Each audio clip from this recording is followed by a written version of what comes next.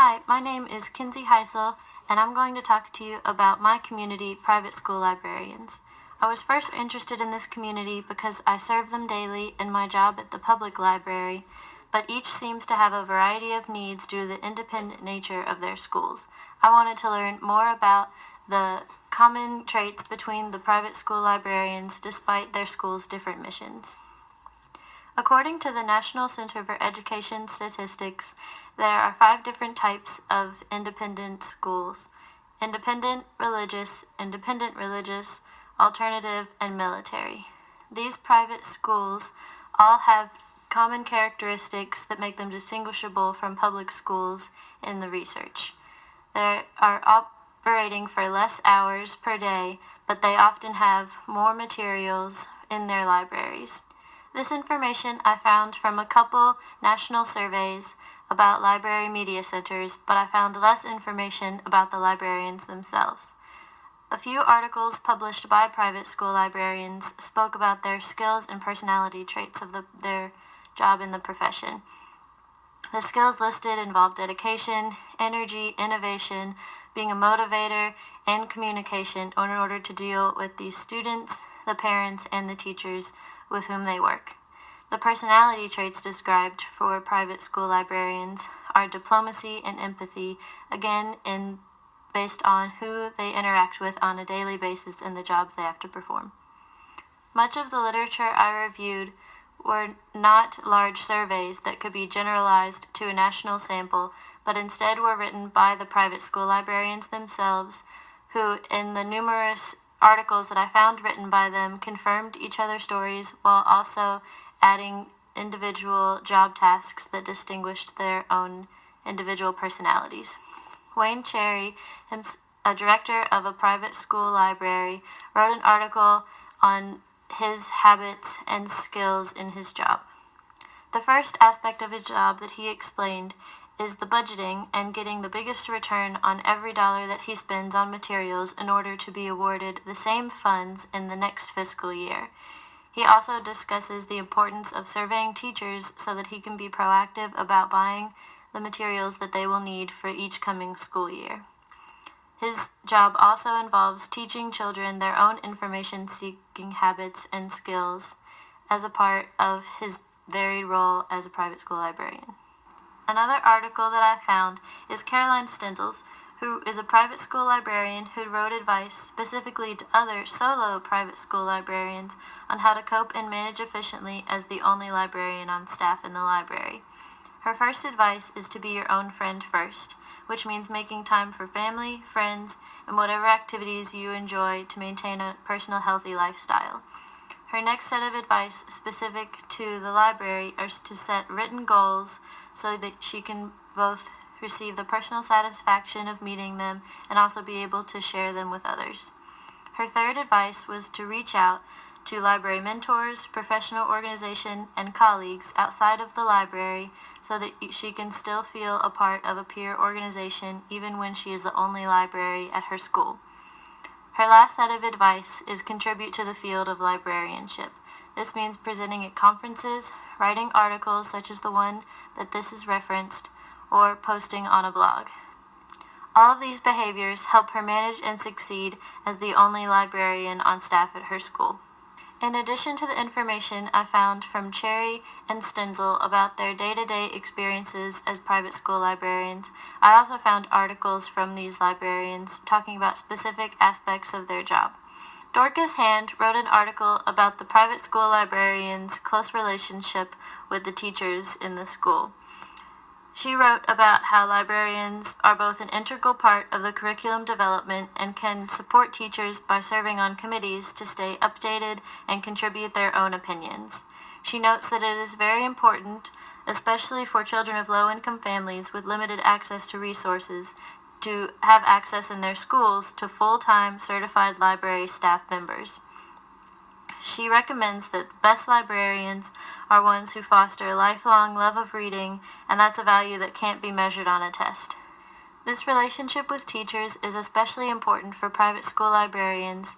As previously before mentioned, they are often solo librarians or have a very small staff. teachers provide another resource for them to be able to better their library's materials and resources.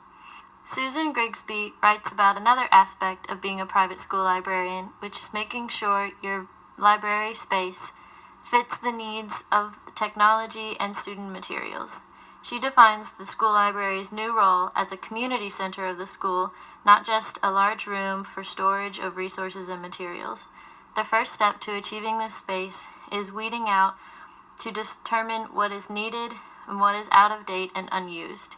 After eliminating these items, then the private school librarian can get feedback from those who have vested interests in the library. From these stakeholders, they can discuss potential problems that were unseen by the librarian and also be encouraged on how to support the library going into the future. This article ultimately calls for a reflection of how the physical space of the library is being used after these adjustments are made so that it can become a flexible, vibrant, and active learning space for its students. All of these issues discussed in the literature review focus on key aspects of being a private school librarian that include juggling many balls in the air at once while being a solo librarian who manages both the business, library, and teaching side of the job, and the many challenges of working with all of the different students, parents, and teachers to make the library the best fit for all of the patrons. The main ethical consideration I found for private school librarians is their selection process and the temptation to self-center. Private school libraries are not bound to the First Amendment in the same way as public school libraries that are government funded. Private school libraries follow the guidelines outlined by their school while receiving several challenges from parents because the guidelines are not universal across all libraries, and parents have more input in their child's education. Research I found made a distinction between a selector and a censor. Van Kampen and Spino, in their research in 2007, distinguished that the selector primarily seeks reasons to include an item, whilst the censor primarily seeks reasons not to include the item. The temptation to self-censor as a private school librarian was found to come from fear or perception of the community values when they do not feel supported by their institution. Mosher's research in 2010 reported that 82% of high school librarians engage in self-censorship. Self-censorship is often more than the reported numbers because much of it is done during the selection process and can be done secretly without knowledge of the administration because the materials are never placed in the library to begin with. The most recommended options for the private school librarians to feel more supportive and comfortable in their jobs despite the challenges are public relations, or the relationship between library and community, and the creation of written selection policies. Public relations, as people, are an invaluable resource to assist the library by both providing moral support, exerting peer pressure, and also serving on materials selection committee. Public relations both alleviate the pressure from the librarian's shoulders of making the decisions and going up against the challenger, but also feeling more supported and secure in their job position. A written selection policy is also a highly recommended way to avoid the temptation of self-censorship. A written selection policy can have specifications such as who makes the final decisions during both a selection and a challenge, while also listing parameters for materials, the mission statement of the library and school, and how the materials must relate or not to the curriculum and guidelines. While most schools in a recent survey by Franklin do have selection policies, they range in 3 types of written documents that are approved by schools, written documents that were not school approved, or informal unwritten policies.